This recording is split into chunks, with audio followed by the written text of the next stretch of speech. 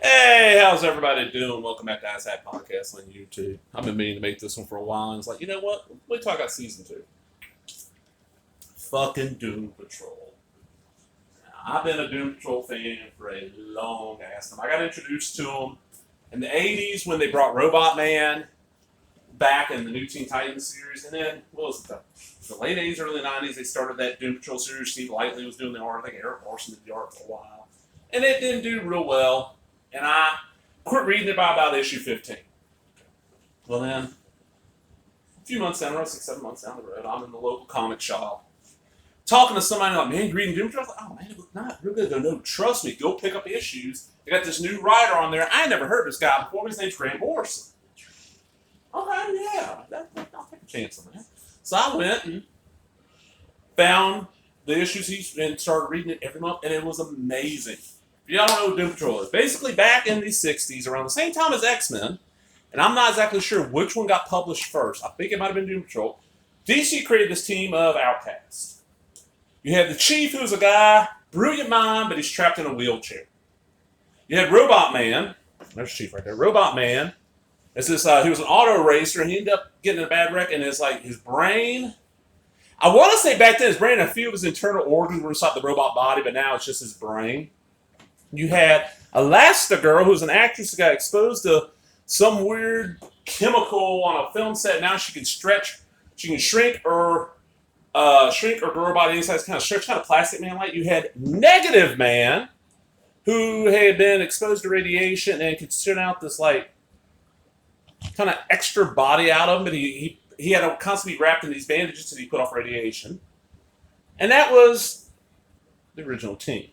Now, y'all out there that watch, the Teen Titans cartoon, Beast Boy. Beast Boy started off on this. Beast Boy was a kid who Elastigirl and Cameron Mentallo adopted. Now, on the cover here, we got some more, and I'll get into that in a second. Well, when Grant Morrison took over, he started introducing characters like Crazy Jane. It's this lady who has multiple personalities, and each one has a different set of powers. And as you see, right there in the red, the metal, that is Cyborg. Cyborg is a member of this team. Like I say, came around the same time as X-Men. It sounds like X-Men. Most DC superhero stuff from the Silver Age, I'm not a big fan. It just really reads real cheesy. I'm not the biggest fan of a lot of Marvel Silver Age stuff. I understand, for the time frame, a lot of the Marvel stuff was, groundbreaking. And reading it, I was like, oh man, I like Spider-Man. I like Doctor Strange and Nick Fury. Some of the FF stuff's okay. Everything else, But for DC Silver Age Super, I love me some Doom Patrol. And then that Grant Morrison run that lasted a long time. He did all kind of like they ended up their home base was a living street. I cannot remember the character's name now. He shows up in this. This street that's alive and can go anywhere, so they just use that to go anywhere. And they fought all kinds of stuff. Like there was the Beard Maker and the Beard Hunter and the Brotherhood of Dada, and just all this crazy ass shit. So, a year or two ago, DC had their own streaming service for a short while. It's still there, but it's all comics now. And it had a bunch of the DC, old cartoons and shit on it. I was like, I'm not gonna bother with it. Listen to some cartoons, either I own them or I don't want to see them. And we're doing an original series. I'm like, okay, well, the first thing they announced was Titans, and I saw the trailer. I'm like, ugh, this don't look good. This does not look like anything I would give a flying fuck about, so I'm not going to bother with it. And from what I understand, I've not watched one episode. One episode I saw was horrible. Talking to other people like, yeah. Well, they announced 2 more series, or 3. They're going to do Swamp Thing. I love me some Swamp Thing.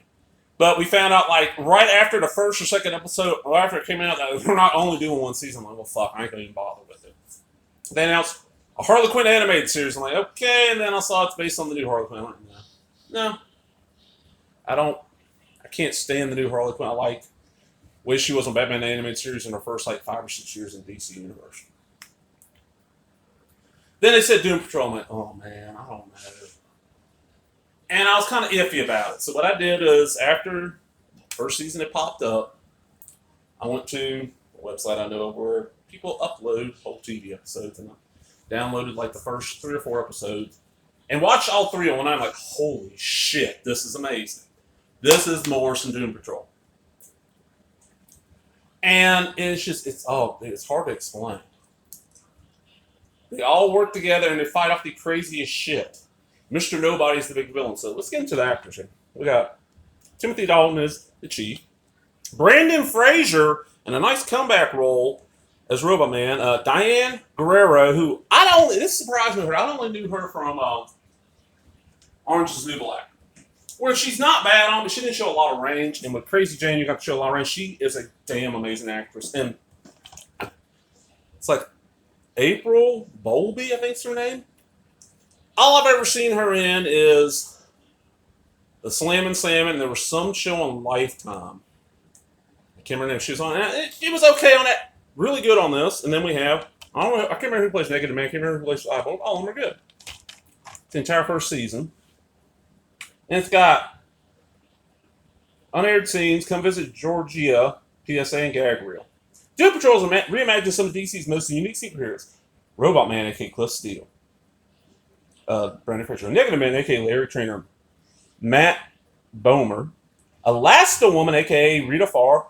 April Bowlby, okay, I was close on that. And Crazy Jane, Diane Guerrero, led by the Chief, a.k.a. Mad Scientist Niles Calder. Each suffer her horrific tragedy left them scarred and disfigured, but with superhuman abilities, so the traumatized misfits band together support each other while they investigate bizarre phenomena.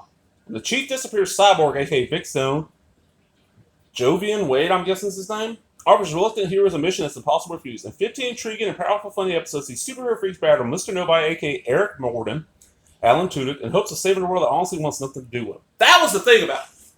They were constantly saving the world, and the world hated them. Very X-Men-like. And honestly, by the time the Morrison run on Doom Patrol was coming out, the X-Men comic was getting pretty shit. They went not too far off from when they're letting Jim Lee write it. And then they decided that let's let Scott Jobdell write it. So this was, if you want that vibe, this is the best thing. 3-disc set. Get your little insert, listen to all the episodes, of course. I've had this for a while. I'll be honest, I still have like 2 episodes of this first season to watch. The person I'll watch it with, we just have not had time to sit down and watch it in a while. The reason I decided to do the video today is I just got in season 2, so I'm going to open this up. I've been waiting for this to come out. Oh, come on now. This knife is extremely sharp.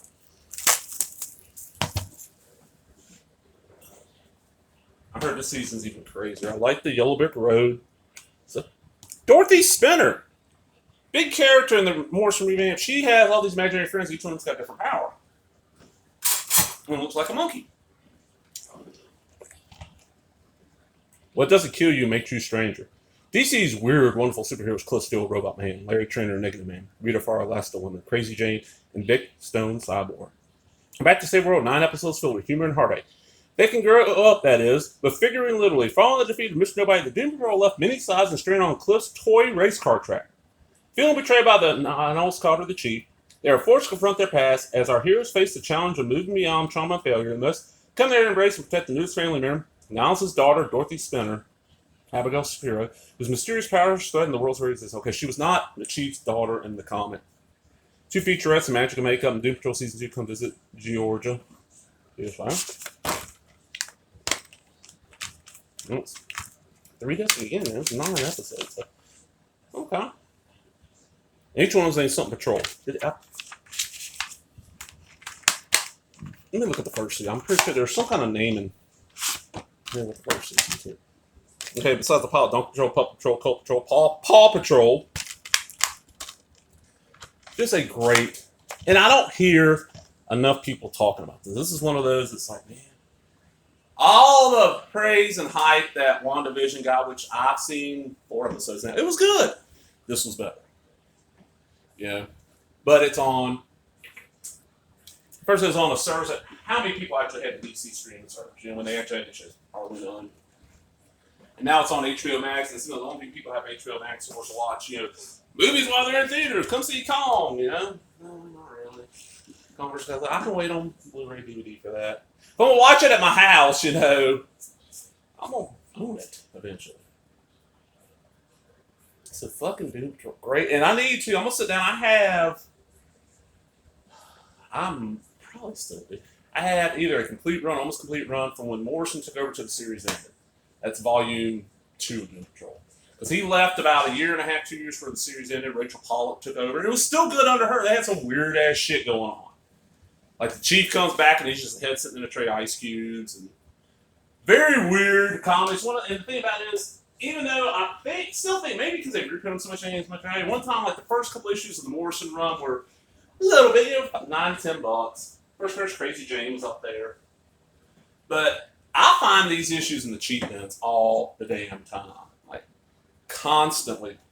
See, that's how I pulled most of my run, because I had them back in the day. That's part of the comics I lost in the Great Fire. Thank you, you fucking bitch. And over the course of like 4 years of going to cons and hitting a couple comic shops, I pulled, the entire run. I might be missing an issue too, but I don't really think I am. Out of cheap bins. Like, $1 or less an issue, which is not bad considering most of them cost. I think by the time Morrison took over, it was probably $1.50 an issue. Because it was one of the series that ended up becoming Vertigo, but it became Vertigo after Morrison left. It's that Swamp Thing, Sandman, Animal Man, Hellblazer. I think that was it. That was the original Vertigo lineup. I'm out, everybody. Hope you enjoyed that. If you did, give me a thumbs up, leave a comment, subscribe, all the other bullshit. Laters.